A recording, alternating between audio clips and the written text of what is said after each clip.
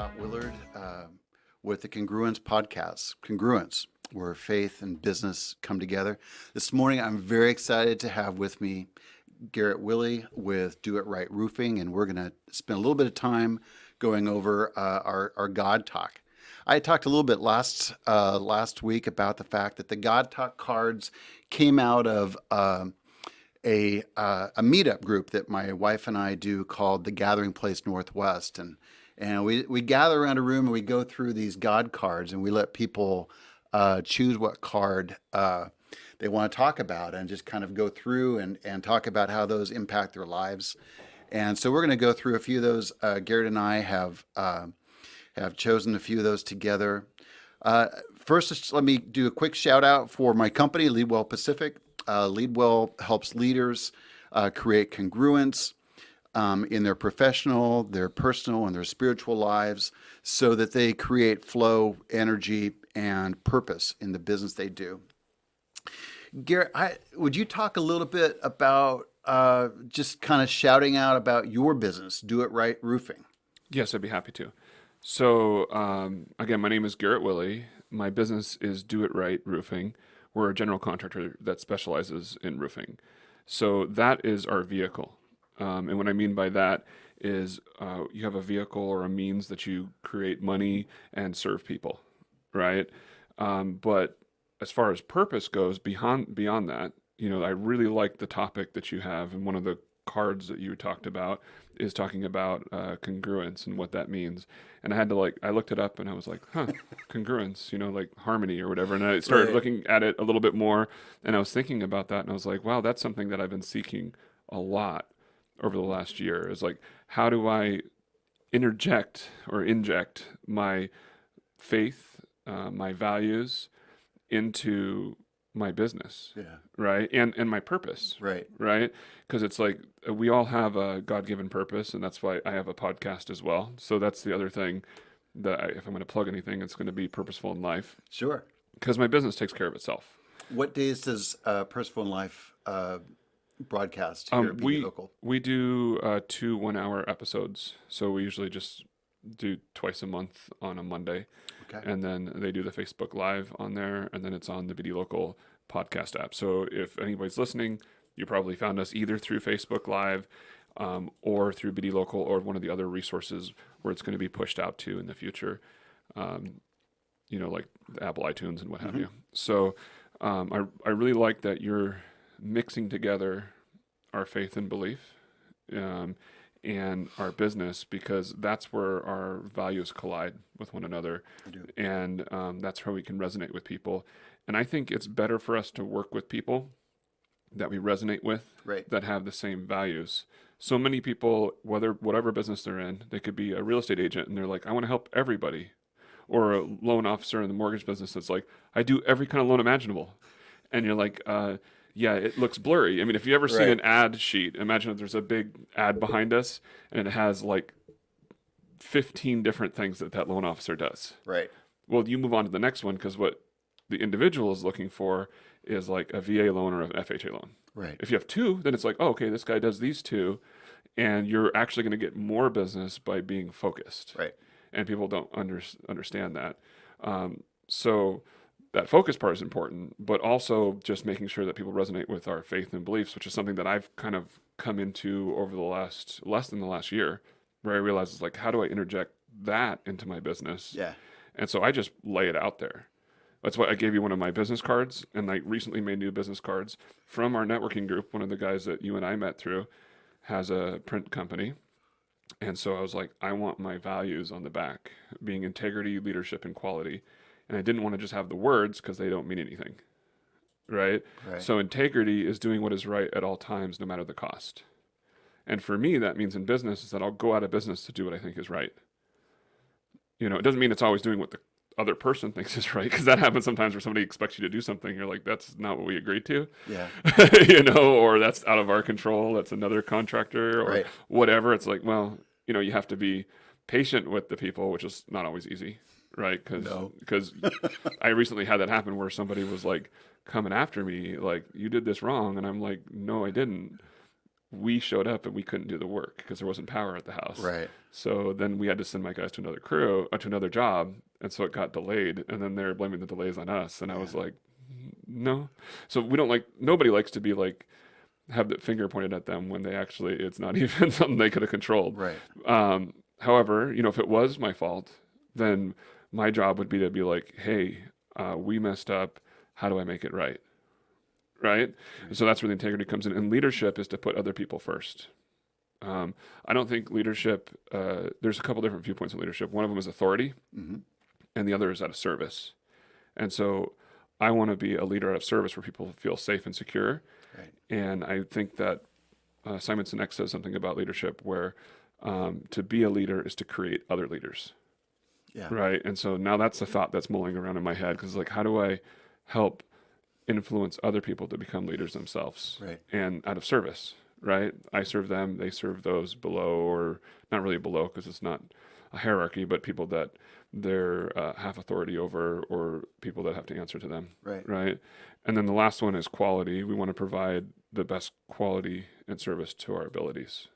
That's excellent. And something else that I really like, this is totally side note, is the Kaizen principle, which I probably pronounced completely wrong because it's a Japanese Don't worry phrase. Yeah, I can't. Guys, will work today. I call it Kaizen. If you want to correct me, I don't mind. But it's the Japanese principle of continuous improvement. Mm-hmm. And a long time ago, I worked for Toyota, as mentioned to you because we were talking about Grant Cardone Right. and sales stuff. Toyota, that's their like big thing is continuous improvement. And so like that always stuck with me because I think that's just an important thing to be growing and trying to improve. So yeah, the congruency, I really love that you have a podcast that's Thank talking you. about bringing into harmony or congruency or partnership our faith and beliefs Right. and our values within the work that we do.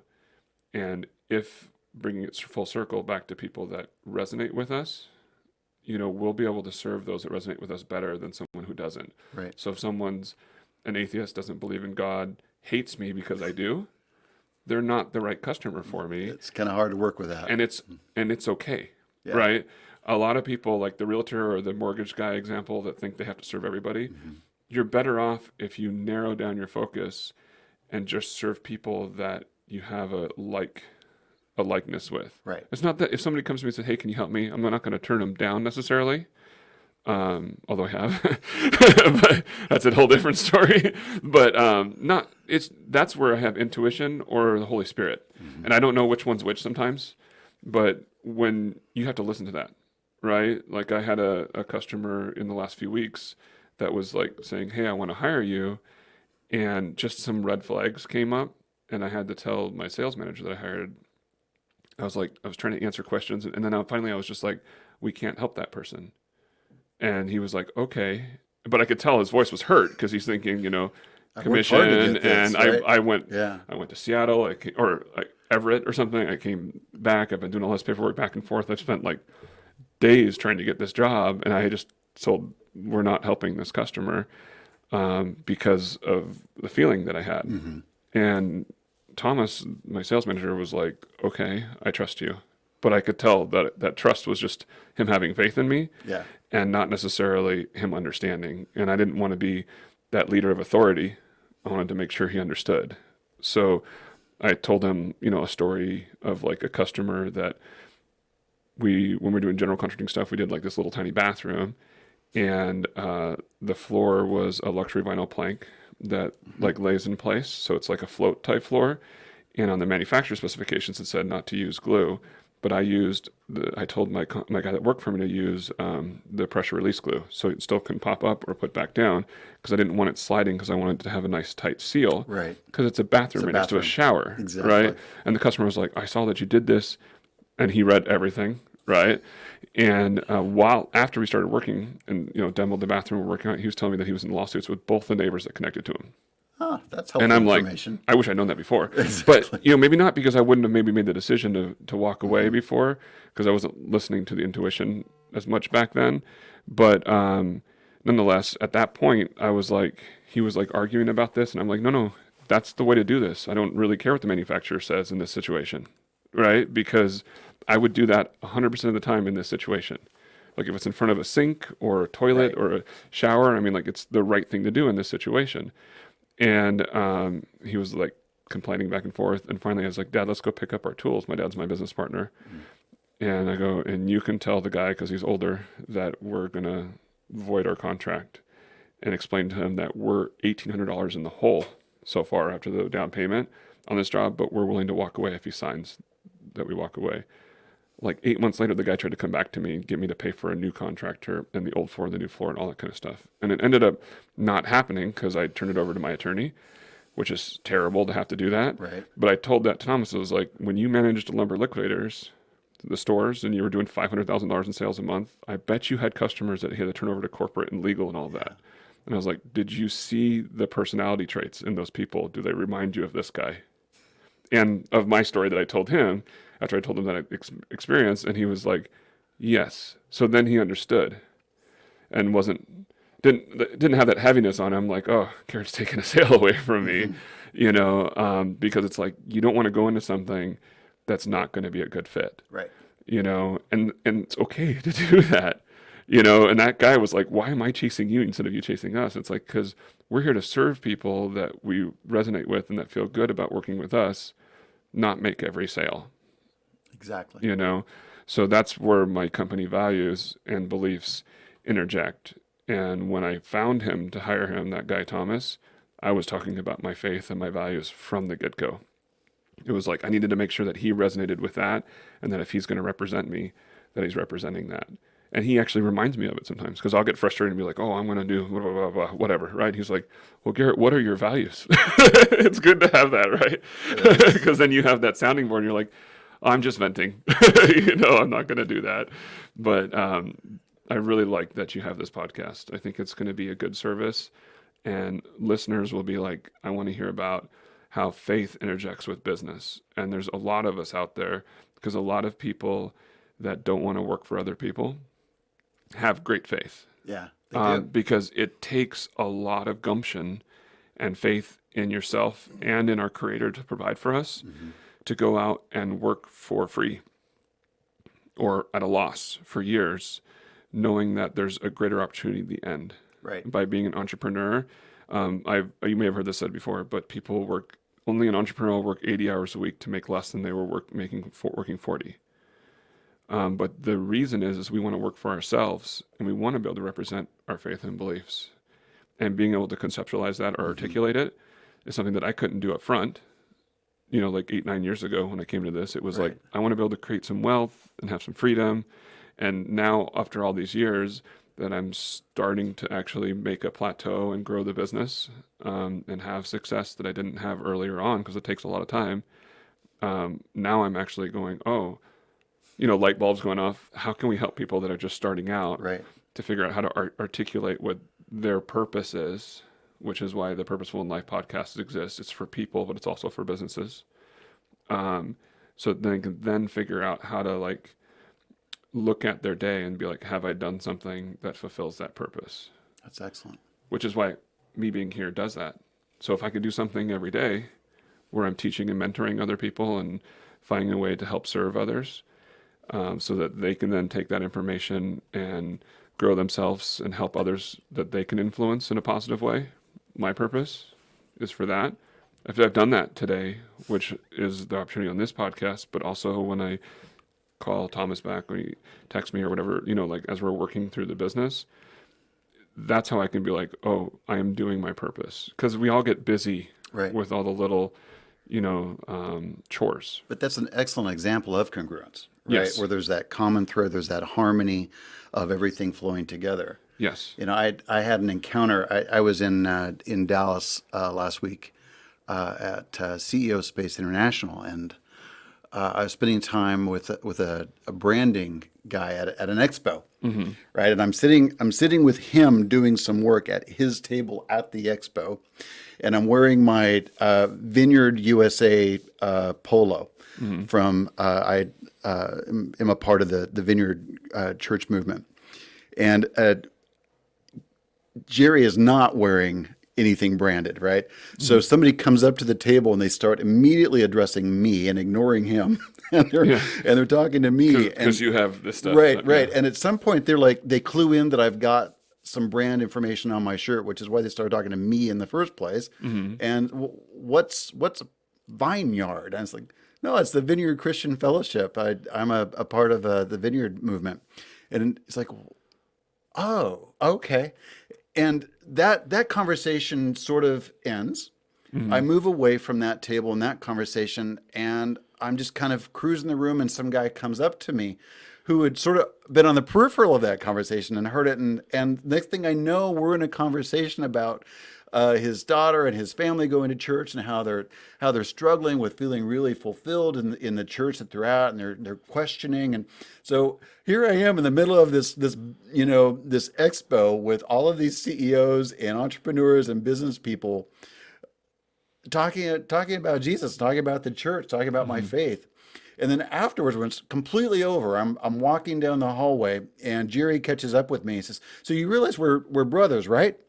And it was cool because I mean, it synced all of those conversations about, I'm there to do business. I'm there to Yes. learn. I'm there to create relationships.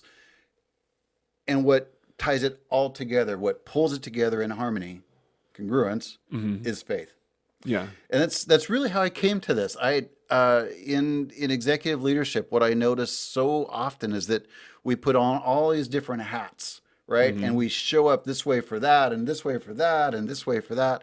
When we go home, we take all those hats off, and then we put a different one on. When Hmm. we're with the kids, we put a hat on.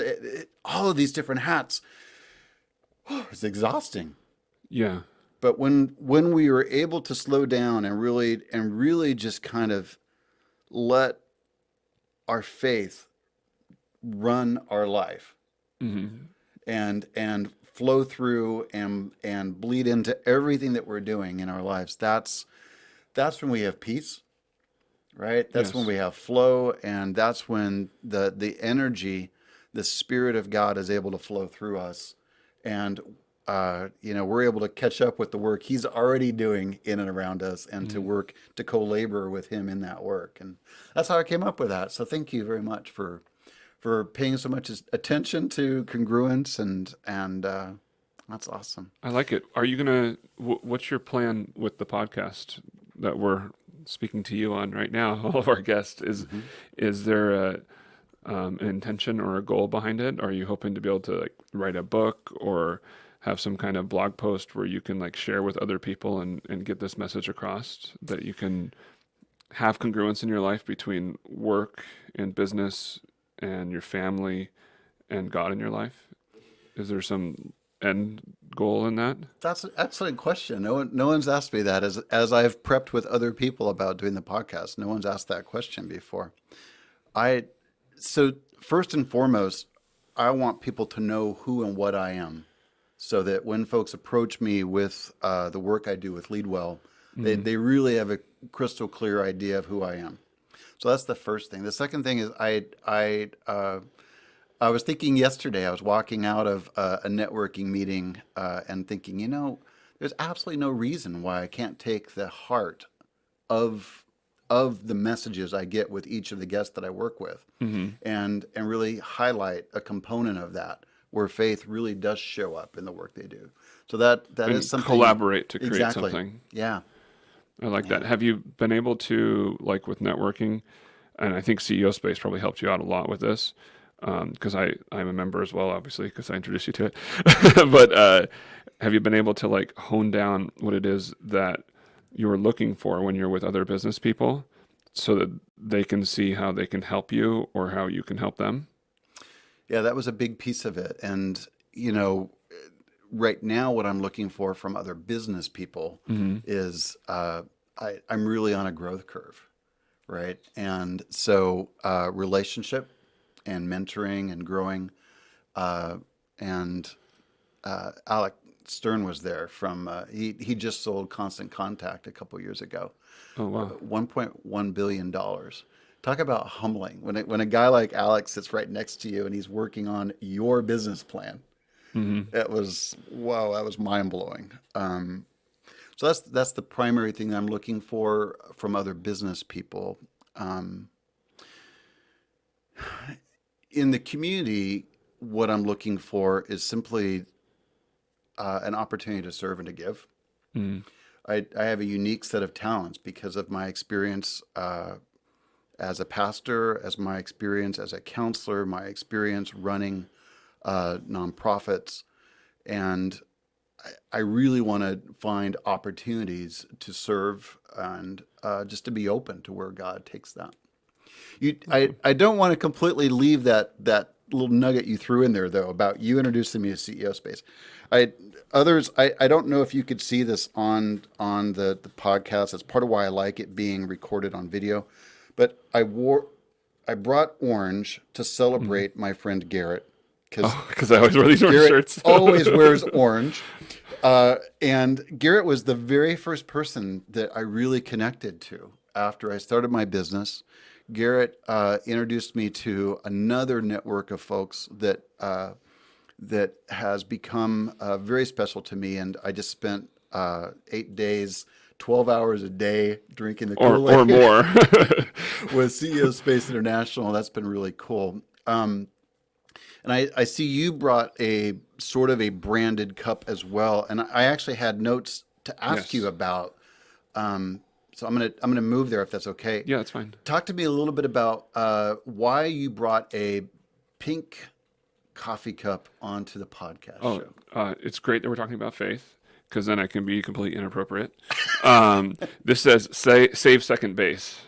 All And right, American culture, second base is the boobies, all right? right, So we want to all right. save the boobies, right? There we go. My favorite base. All right, we said that. We said that on the podcast.